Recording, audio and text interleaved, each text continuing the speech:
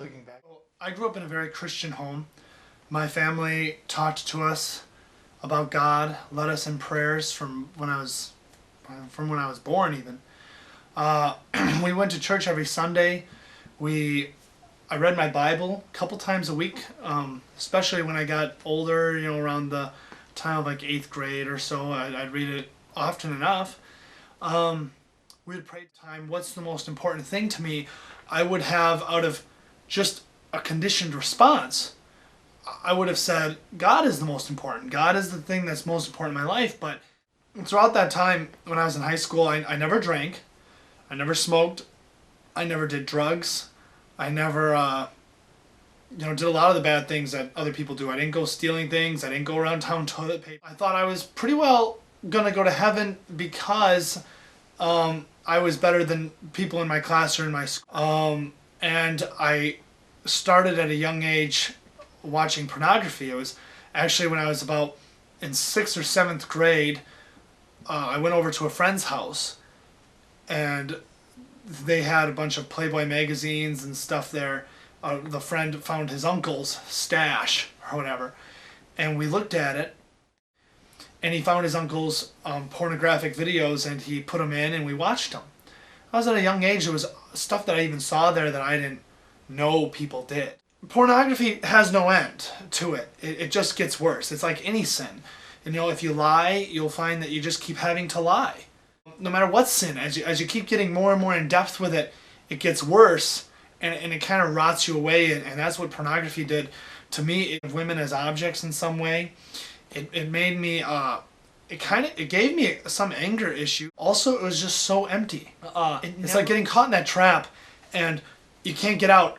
And someone could help you out of it, but the thing is, they'll need to push the trap down a little in order to release it, so it'll hurt more. And that's what people think a lot when it comes to confessing something to someone else. They think, oh, it's going to hurt me more, and so I'm not going to do it. So they just want to privately confess it to God, but they don't really want to confess it to God. They just want to feel like they're forgiven of it. I was homeschooled up until the age of 6th grade. Before that, I was homeschooled with another family, another Christian family. So we learned a ton of Bible stories, which I still remember today. We'd have Bible studies each and every week. So I learned a lot of the Bible in that time and really had a foundation in Christianity. So I knew I wanted to be one of the popular kids, be really liked. So I did what I seen other people older than me doing. I started drinking at a very young age and going out with different boys that I shouldn't have been going out with. Well, that carried into high school. I was still drinking, but then drugs started to become a factor, and even more boys. And guys who are not exactly the best people that you would want your daughter going out with. Finally, I got to a point where nothing really mattered anymore. I could care less. I'd still go to church. Every Sunday I was in church. I was listening to what they would say. I'd get convicted, and it would go out the window by the time the prayer was at the end. Also, I'd still go to big services, big revival meetings, and get all excited for Christ, being like, this time I'm going to stop. This time it's going to be done. And it would go out the window in about a week. I never really found Christ for myself at that time. So I would go back to partying, and I had a lot of friends at that time. Living that lifestyle that everybody else was living, you gain a community of friends. Well, there came one summer where I probably made the worst decision of my entire life, where I gave the one thing that I hold sacred, which was my purity or my virginity, away to a guy that I really didn't even care for at all.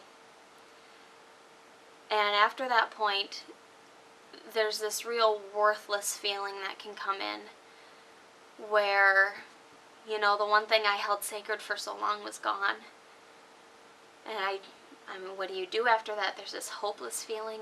You don't care about yourself anymore. And I let things slip even more, where I didn't know where else to go. I didn't know where else to turn. So I just kept going in what I was doing and what I knew.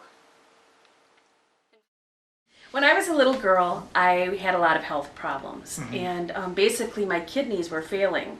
And the doctors had told my parents that by the time I was 9 years old, I would have to be on dialysis. And at the same time, I also had a leg that was shorter than the other, and I had to wear a special shoe with a lift on it in order to walk straight. And it was kind of embarrassing to be a 7-year-old girl and have special shoes, and it was just kind of hard. The kidney problems were very painful, and I really struggled with it. And so there was a evangelist that came to our town. Actually, it was in Madison, and we went to see him. His name was Vic Coburn, and he had a healing ministry. And we went to the crusade, and I don't know, for some reason, I didn't go up to the altar. And I think maybe I should have, but we didn't. I think my mom and dad probably had to leave a little early. They didn't want to stay. There was long lines. And we went home, and I told my mom and dad, I have to go back tomorrow night because I'm going to get healed tomorrow night. And my mom and dad were, they couldn't go. They were busy for some reason, and they couldn't go.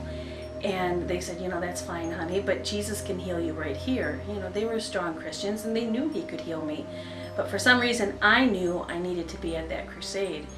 And so I decided it was time to take matters into my own hands, and I went and started inviting the neighbors. And I got a neighbor couple who was willing to take me. And so we went to this crusade that next night, and I went up. And I think the thing that I almost have to